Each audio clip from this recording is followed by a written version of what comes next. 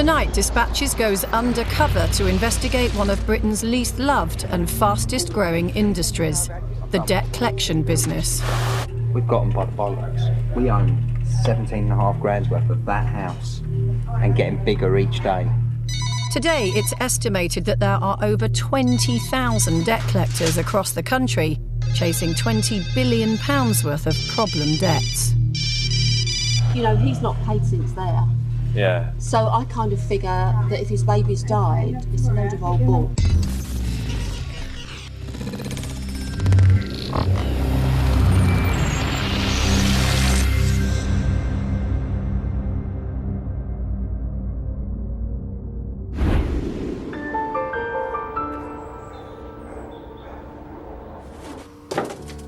David Lloyd and his wife Annette were a careful couple who always paid their way and hated being in debt.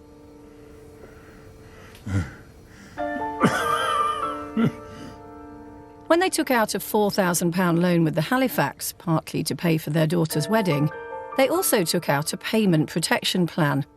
Then 3 years ago, David was diagnosed with terminal lung cancer and could no longer work. Realising they would not be able to keep up repayments on the loan, David and Annette let the Halifax know straight away that they could resume repayments once the insurance policy kicked in. How did the bank respond? With 762 phone calls over the next 7 months to both them and their daughter. I could see David deteriorating. I'd been to the local shops and the phone had been ringing. And David was sat in the driving seat of the car and he said to me, "I cannot stand the ringing of the phone anymore." He said, "I'm going to drive the car through the Halifax branch's window." He said, "And if it kills me, I'm dying anyway." He said, "Well, then they'll stop ringing you and they might listen to what you're saying."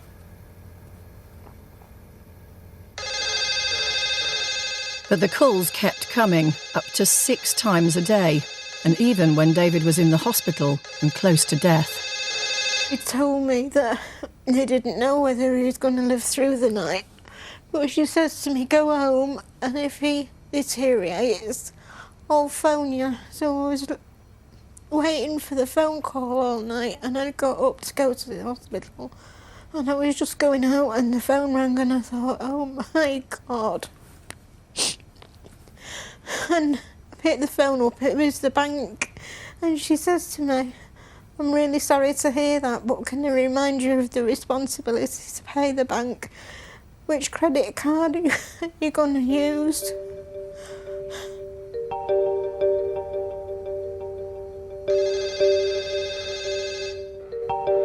The couple obtained an undertaking from the Halifax to stop the calls, but they still came.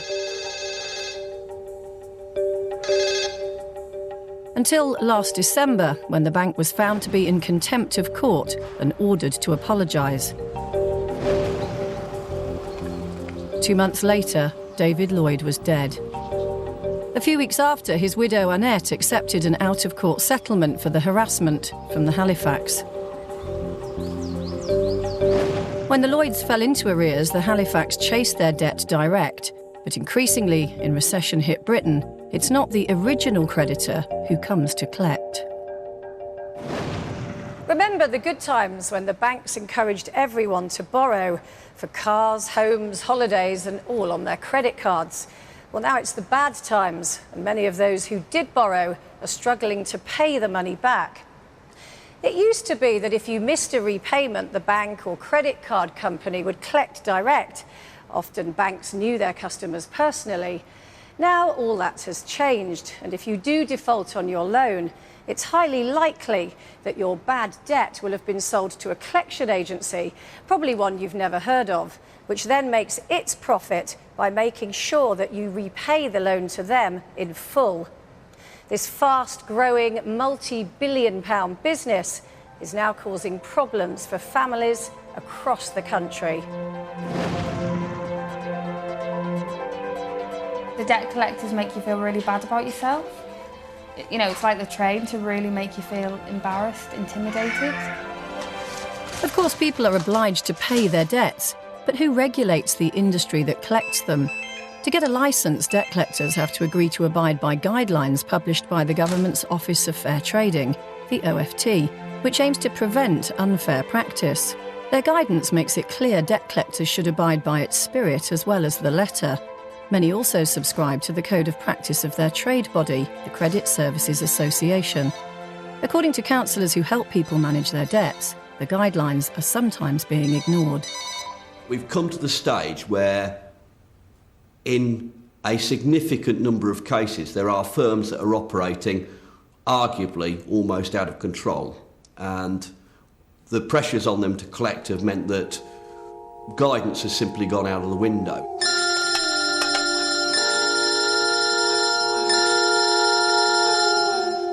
When we talked to experienced debt advisors, one of the names that kept coming up was Marlin Financial Services. It is one of a number of debt collection agencies that consumers are actively complaining about around the country. We asked reporter Tom Randall to get a job there so he could investigate by filming undercover. Ground floor, doors open. My first day on the job here at Marlin, a company that started in a front room in Wimbledon and now has its headquarters in this former tax office in Worthing. It collects on over £600 million worth of debts. It's a member of the Debt Collectors Trade Association. Marlin collects debts originally owned by top banks, including HSBC, Yorkshire and Clydesdale and Lloyds. It also collects on debts it's bought from car finance firms, high street chains and credit cards, even RSPCA's MasterCard. I'm here to see Cheryl. Your name is? Tom Randall. Thank you. Cheers. Hey, you alright? Hey. Alright. Yeah, good, cheers. Follow me. Cool. I've been told I'm going to be trained at the Marlin Academy. It looks like they take training seriously. Yes. How come I'm the only one today then? Well, we offered just you and one other person, and the other person got offered another position on the same day, so just unfortunate that... Over the course of 3 days, I was introduced to what they call the Marlin Way. We've got some values, values and beliefs. Loyalty, honesty, integrity and respect are the core of who we are. These will not change. I was told I should be polite, refer to debtors as customers, and treat them with respect. Like many agencies, Marlin's collectors get paid in part by results. So I asked about the bottom line. All you've got to always just think about is I'm here to collect money. Everybody in this company is here to collect money. The more money you collect, the more bonus you get as well. So how do you do that within the OFT guidelines? Cheryl went through them, teaching me how Marlin expects its staff to comply. We cannot pressurise debtors to sell property or to raise funds by further borrowing or to extend their borrowing. So we can't say to people, well, why don't you go and get a personal loan and pay us off? But what if they ask... That seems pretty straightforward, but it's not. It seemed to me I could say one thing, whilst leaving it open for debtors to come away with a different impression. If they said, well, how do you expect me to pay this off? We can say something along the lines of, well, others have found that they've been able to get some money through their mortgage. Some people have borrowed money. So you can say this is what you could do, but you can't say, well, this is what I recommend that you do. Compliance at Marlin also means avoiding explicitly pressuring debtors. The choice of language is all important. We would never turn around to say to someone, we're going to make you bankrupt, or we're going to make claim our money against your house or something like that. We can never say that's what we are going to do. We may do it. All right. It's always may. What may happen is X, Y, Z.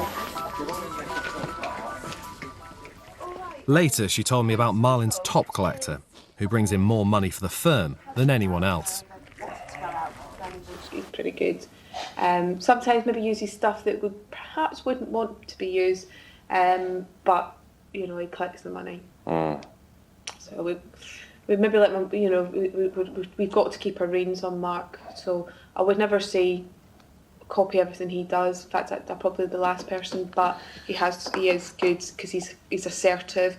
He knows what he wants to get, and he's passionate, and that's what's great about Mark.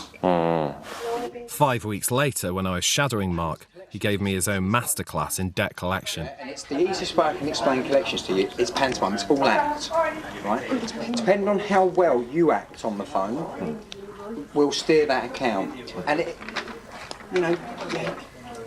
as a collector, they can't see you down the phone. They don't know you. They know all about you. The only thing they know about you is what you tell them. What you give them on the phone tells them what you are. If you pick up the phone going, all right, mate, who are you on the phone? I'll tell you who you are. You're a wanker. Yeah? You're a wanker. You shouldn't be in that job. If you pick up the phone and you sound professional and you act professional and you're informative, you're calm, you're collected, you're together, you've got my respect.